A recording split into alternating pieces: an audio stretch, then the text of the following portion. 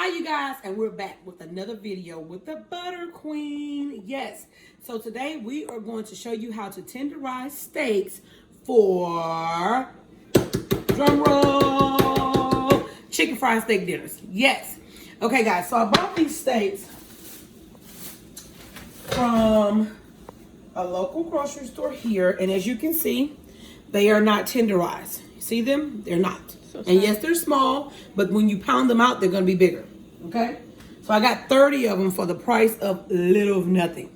All right? So anyway, you can see I've already started some. You're going to need your meat mallet, if that's what they're called. You have this side, and then you have this side. And then we got our steaks. As you can see, we're already pounding them out. Guys, guess what?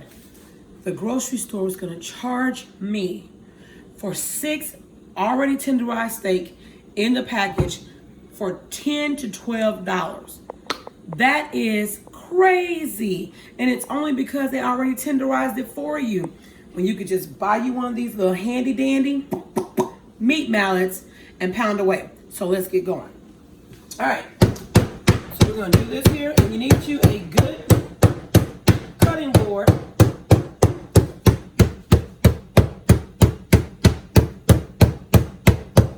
All right, we're gonna move on to this one. I know, right?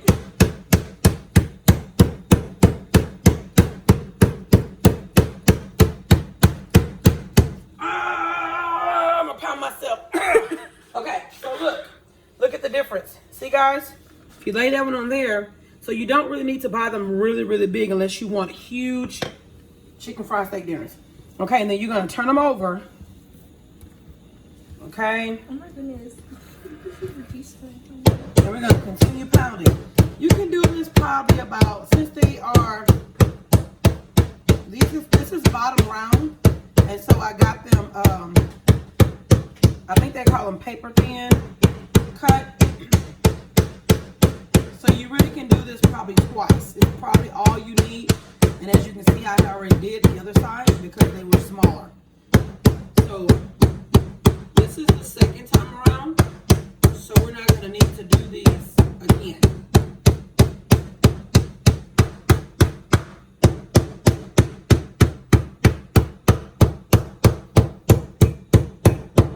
And I'm going to show you what the fanned side looks like on the next batch.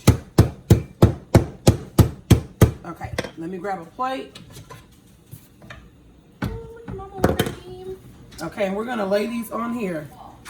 So guys, I'm telling you, if you don't want to spend $12, $13 for a pack of meat that you can tenderize yourself at home, don't do it. I would not do it.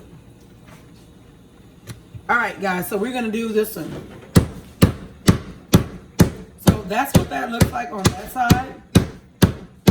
But look at the difference. Look how it's beginning to fan out already. So I don't like that side, guys. So we're gonna work with this side over here. But you can do that. If you're trying to make chicken fried chicken, that side would probably be good to pound it out, okay? Because it's kind of flat and it's not gonna like disperse little cutlets inside of the chicken. So let's stick with this side for the steak. All right, guys, we're gonna do this. We are back. Woo! That was a long break. But anyway, guys, during that time, I was able to finish my mac and cheese for dinner and my cream spinach. It is to die for. Thanks to my sister Patricia on how to make it. Still don't taste like hers, but it is good. All right, so guys, this is what we came out with. Look at there. See? And that's what they want to charge me. $16 for one pack. Couple packs was $12, and the smallest pack was like $10 and something. Excuse me, where I can pound it myself. All right, so with that being done, look. See, it's tenderized. Awesome. Yay. All right, so in this bowl over here, we have 3 large eggs and about a 1/4 cup of milk. I think that's what it was.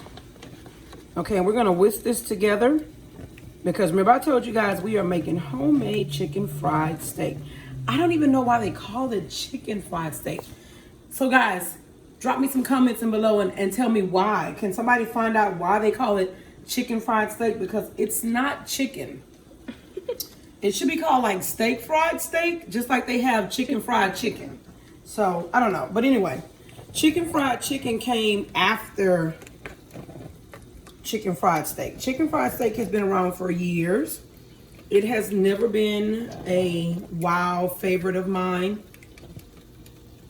So like, I think I may have invented the chicken fried chicken on my end, because every time I go to a restaurant, I'm like, do you guys have like chicken fried chicken or something? And they will take me to a chicken. They'll say something like, oh, we got a breast that we can turn into chicken, you know.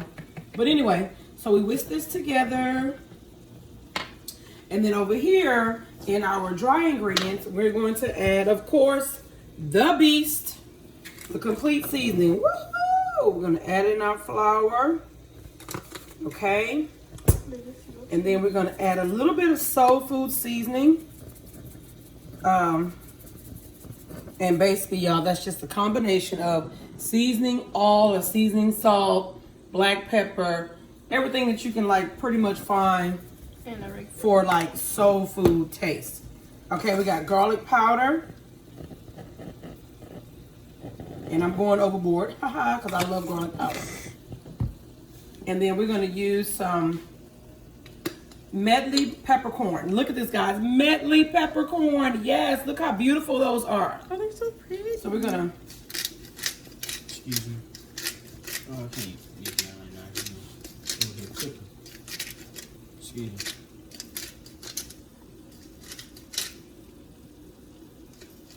I have an interruption from an intruder. Go ahead, since you all up in my video. So we're going to add this to our flour mixture. I know some people have it all in the little cute little bowls where they dump here and dump there. But guess what? We ain't got time to be cute today. So we just going to put it in here. That kind of looks like smoked paprika. Oh, it's called extra fancy. All right. Because it kind of looks like smoked paprika. Yeah, it's so dark. So, and then we're going to kind of give this a little kind whisk. And guys, normally I use my glass bowls. And I know this probably looks kind of unprofessional with these black bowls. But because the steak is pounded out and it's in a certain little size, we've got to make sure we have enough space. All right, so we're mixing this up. And always remember to turn your fire down low when you're preheating and getting ready to fry anything. And also know you don't need a lot of oil to fry thin cut meat, even pork, because pork automatically has an oil base in it. Okay? So, all right. And turn this down. And y'all know me. I gotta take the beast to the meats. I gotta season the meats. We'll be right back. We're back and we're ready to get this frying. So we got our seasoned steaks. And look at those. Those are nice and seasoned. Okay, so the first thing we want to do is we want to dip them in the flour. We're gonna do the three-step process. And we're not gonna put any breadcrumbs on this because we just want some good old-fashioned chicken fried steak. So no breadcrumbs. And then we're going to dip this in our milk and egg mixture. Knock off the excess, and then we're going to put it back in the flour.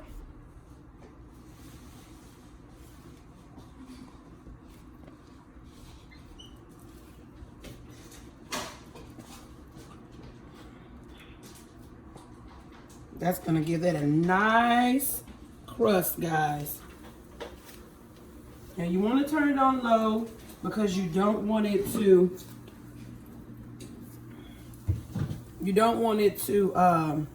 fry too fast before you get them all in there. My video girl is like really following every little thing that I do.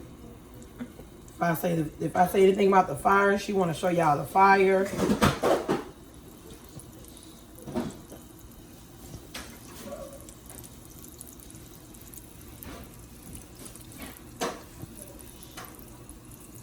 And you don't have to deep fry these. You can, but you don't have to deep fry them. A nice coat on there. And please, guys, if you're letting your kiddos help you, make sure you help them. Don't let them just throw this, drop it in the grease, because they can burn themselves. So, my daughter asked me, and my son, youngest son, asked me, how are y'all able to, y'all moms are able to cook and next to fire and without burning yourself? If you burn yourself, you're not screaming and saying ouch, and you get used to it. You get used to it.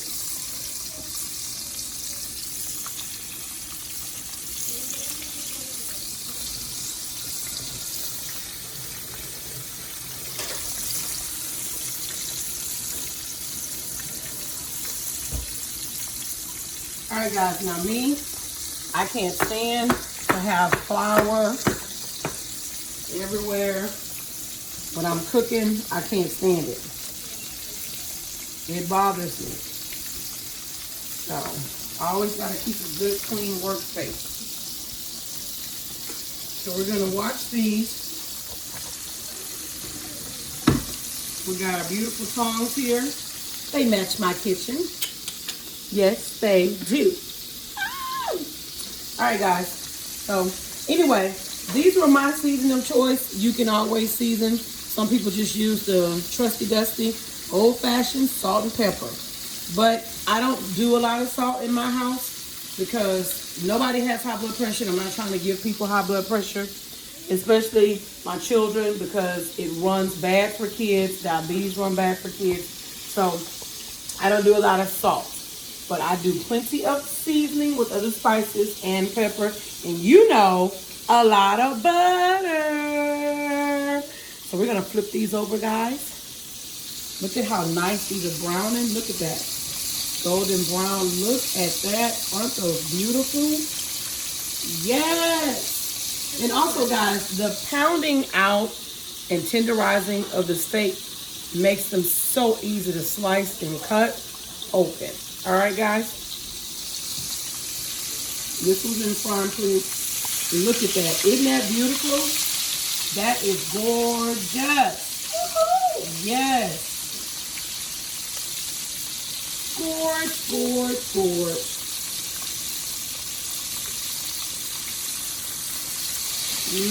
Those are so nice and beautiful.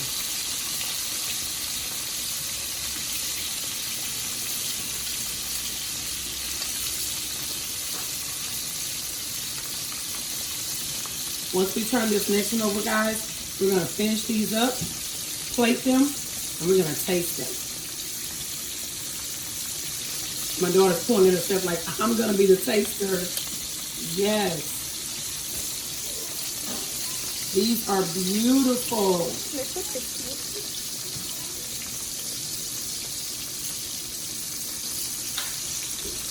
Turn him over. And you want to flip them slow, because you don't want that good, wonderful crust to crack, because that's where the flavor is.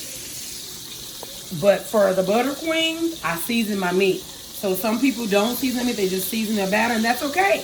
It's okay. You can put all your seasoning in your flour, and some people put it in their egg and milk mixture. They don't put it on their meat. Like my niece, she says she likes the taste of meat. So that's fine. All right, guys, we're going to get these finished up, and we'll see you back in a few. Look at there. That is the beautiful, wonderful, crust-kept homemade chicken fried steak. And what is chicken fried steak without gravy?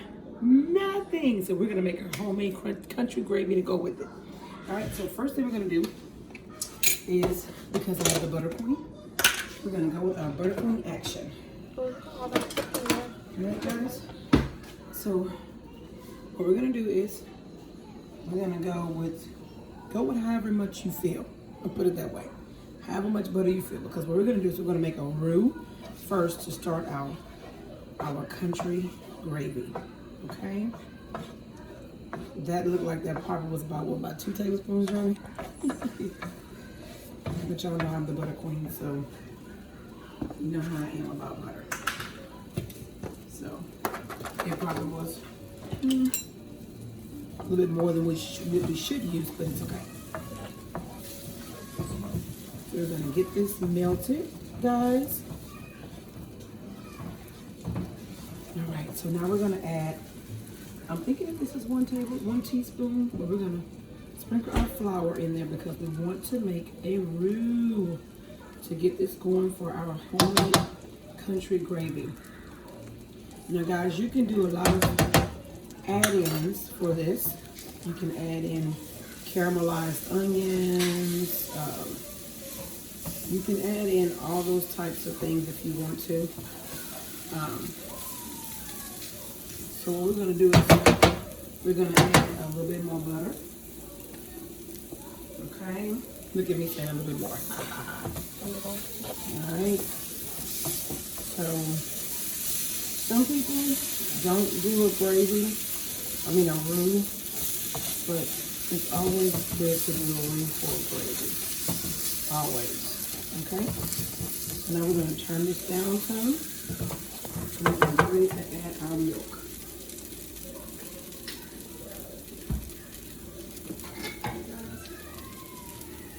And we're going to start off slowly but surely with our milk. Okay? And you want to continue to stir this as you pour. Okay? And eventually I'm going to have to trade up. What I mean by that, guys, is go from my wooden spatula to my whisk. Okay? Once we get this going. Okay?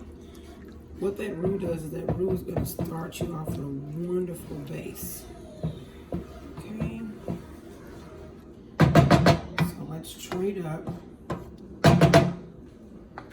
Okay? And now we make our whisk. And we're going to get this in there.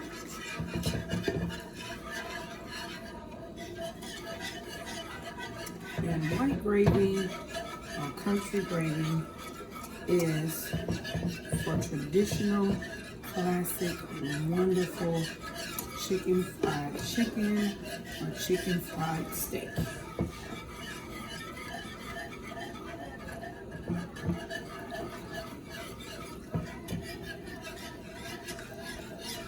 You know that milk has to take a minute to get warm so it can start cooking.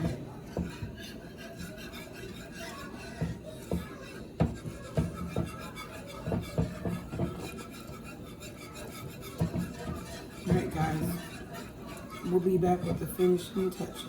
Guys, look at that. That's why I said the roux is very important. Now we're going to turn this down as it continues to cook. And the best thing in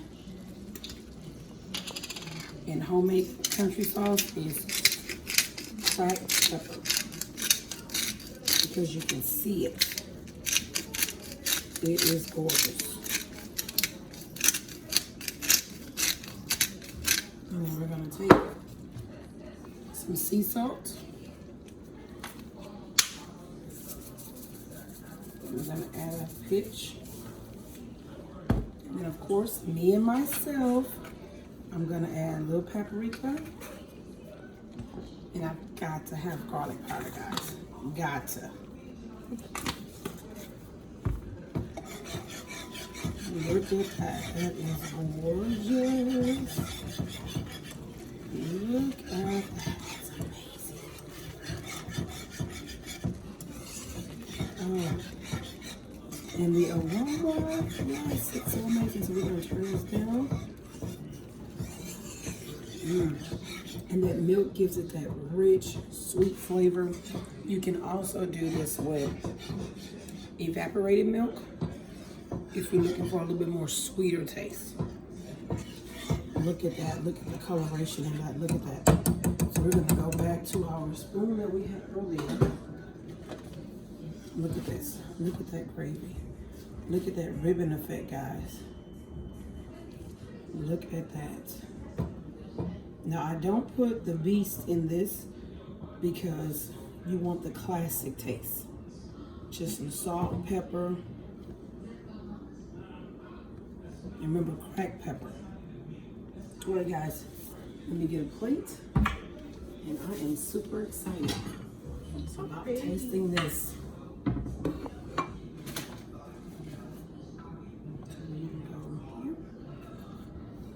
All right, guys, and we're gonna take this and we're gonna drizzle.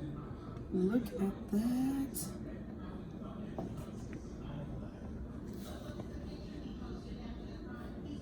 Like I said, what is chicken fried steak without country gravy?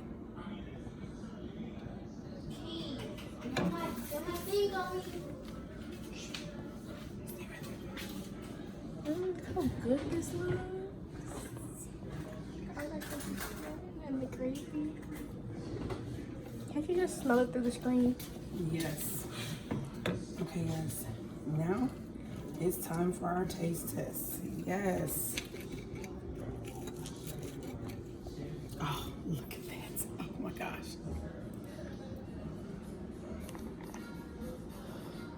That is amazing. Yes. Mm.